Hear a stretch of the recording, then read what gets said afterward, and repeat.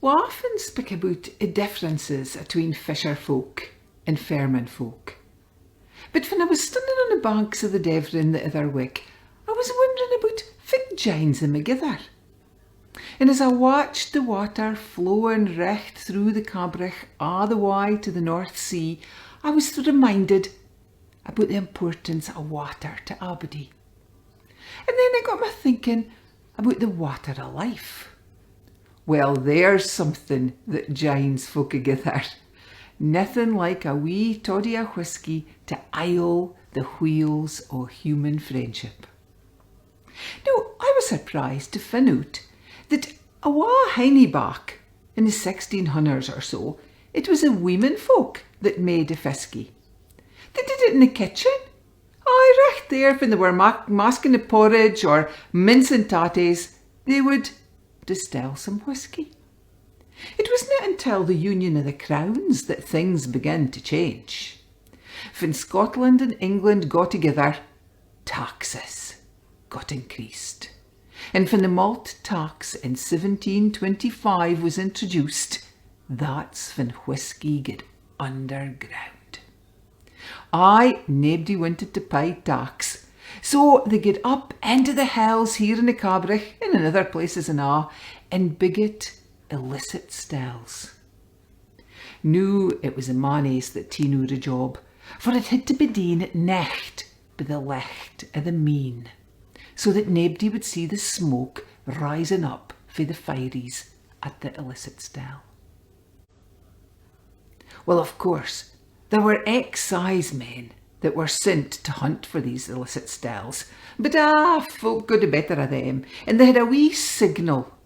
If they ever seen an exciseman on the go, they would put a fight clout o'er the peat stack to warn Aberdeen, and folk would gang and put out their fires and hide their whisky and make sure that they weren't catched. Well, that hatred o' the exciseman would be another thing that would join the fisher folk and the fairman folk together. For the smugglers out on the coast had nae more love of the gauger than the whisky distillers in the Cabrach.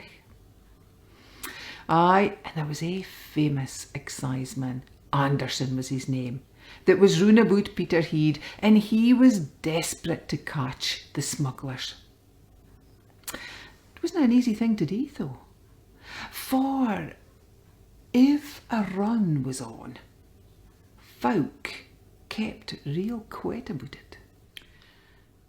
Now, smuggling was a lucrative business, and there were plenty of buchan fishermen for lent a hand when there was a run on.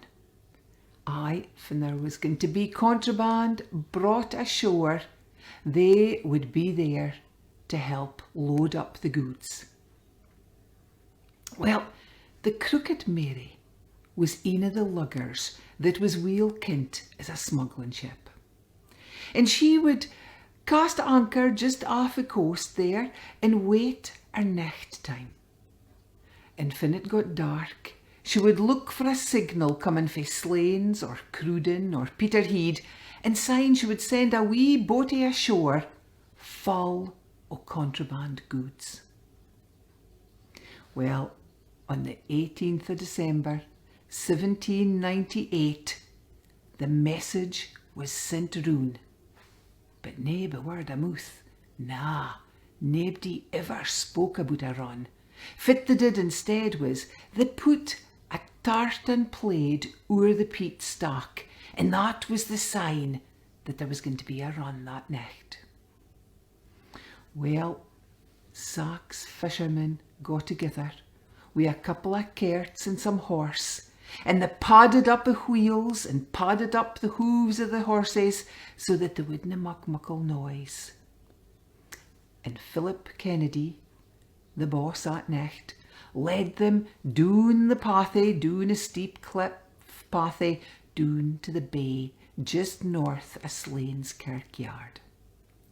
And in the rigging of the night, when it was pitch black, they sent out the signal.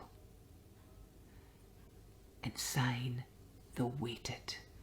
They waited till they could hear the slap, slap, slap of the oars as the wee boatie come ashore for the Crooked Mary. And as quick as they could, they loaded up the goods onto the cart and started heading back up the path, up the cliff, up to the main road. It was dark as onything, so they got a real surprise. For now at ance, out of the darkness, there come shooting, loud bangs for the guns. The horses got a flag and they ran off, and sae did 5 of the smugglers. For Anderson and 2 his men had ambushed them. The excise man was determined to put an end to smuggling in this area, and he had lain wait for Philip Kennedy and the crew, and he wasn't going to let them awa.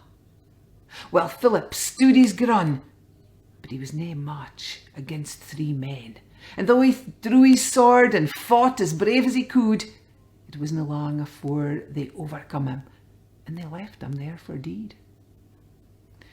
Well, he was gravely wounded, and he crawled by the grey licht of the dawn into the kirkyard at Slains. And it was there they found him the next morning.